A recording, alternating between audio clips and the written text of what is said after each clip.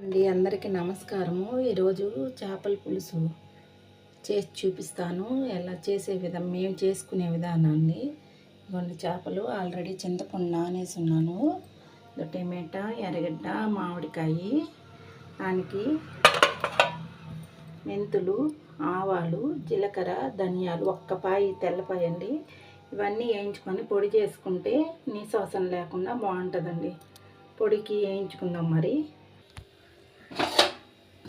ఇదిగోండి నేను ఇప్పుడు మీకు చూపించేదాని కోసం కొంచెం ఈ రోజుకి సరిపోయే వరకే వేస్తున్నా అండి. మామూలుగా చేసి పెట్టుకుంటే మామూలు పులుసుల్లోకి కూడా వేసుకోవచ్చు. మునక్కాయ పులుసు, వంకాయ పులుసు వాటిల్లో కూడా వేసుకోవచ్చు అండి, బాగుంటుంది.